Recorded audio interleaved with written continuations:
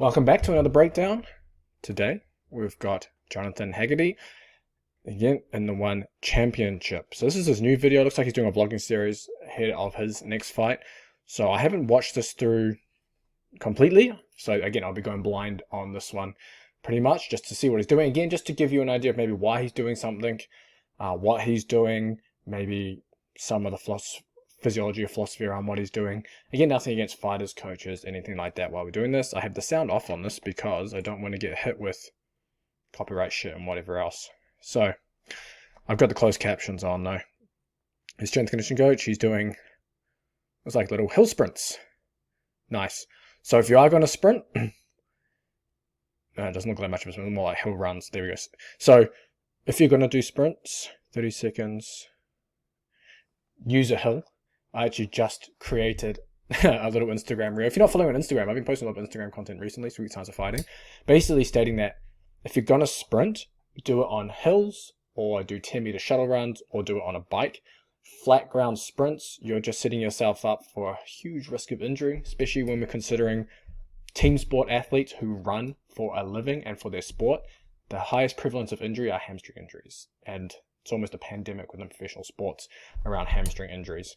And you're getting a unique stimulus of the hamstrings of high speeds, high forces, and long muscle lengths. So it's pretty much a recipe for disaster, especially if you have shitty running mechanics, etc. So that's why hill sprints, good idea for your, I guess, more of your high intensity conditioning. Again, I've talked a lot about sprint intervals recently. That's one of them. So it looks like we're into the gym. This must be a separate session now. So it looks like a power clean foundational strength work with some power elements in it because they're about 5 months out. Okay, perfect.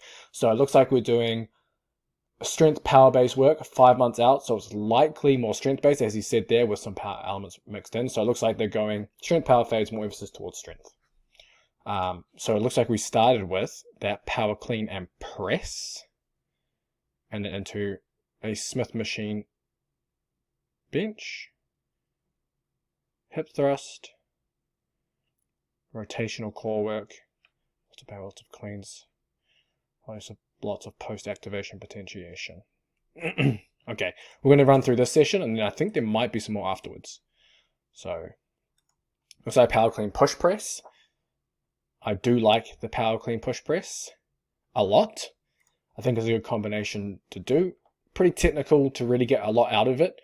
He's 5 months out and he's probably been doing this for a while. So perfectly fine to do something like this. If you were, say, closer to a fight, say 6 weeks out, and your technique or speed look like that during the lift, would probably use something more like a trap bar jump or something jump related or less technical, so you can really get the intent in there, because you've got to be able to have intent during these lifts as well. That's just something to be aware of. Then looks like we're onto Smith machine bench. Again, a lot of people probably poo-poo the fact that he's doing it in the Smith machine. Honestly, does not matter in the long run. He's just doing a horizontal pushing pattern for strength. You can do push-ups, bench press, Smith bench. It's not going to matter.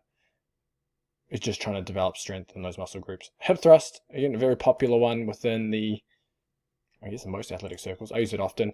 I think it's a nice posterior, I guess, strength exercise, because you don't get the loading through the spine, and it's way less fatigue. You can go heavier shit on this, and you don't get that fatigue that you get if you're doing, say, heavy deadlifts, heavy RDLs, heavy squats, etc.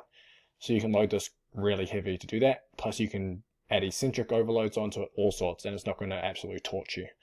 So it's a solid movement. Looks like then we have like a half kneeling kettlebell swing, which is interesting. I haven't seen that one before. And then like a half kneeling cable chop, high to low as well. Those are good rotational core exercises. So nothing wrong with that session overall. So it was a power movement, upper body push, lower body strength movement, and then into some accessory core work. I think they got more here. Okay. John's fight camp. Mobility. This must be the conditioning. So I'm assuming that's 3 sets of 10 burpees, push-ups, and sit-ups. 1,000 meter ski erg, 250 meter each, so maybe it's a team. And I don't know what the end one is. What we're going to do today. Okay, so it's like a team thing.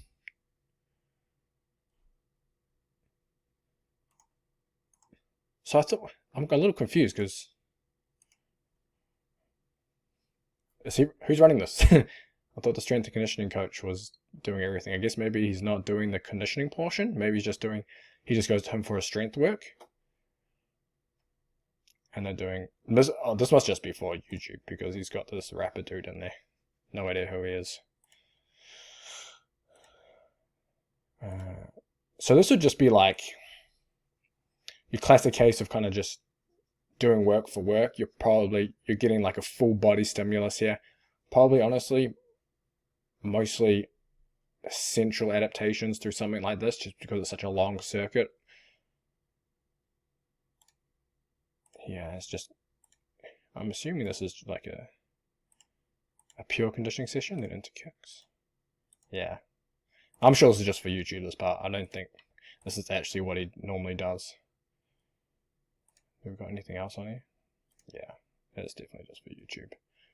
But in terms of the strength session, pretty solid session layout.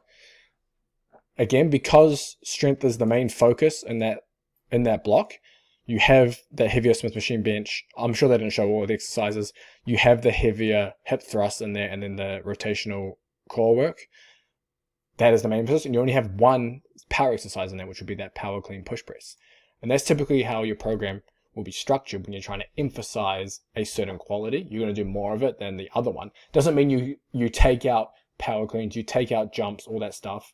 You're still going to have those in there, but just at much lower volumes before going into your strength work, or however your strength training is, I guess, put together.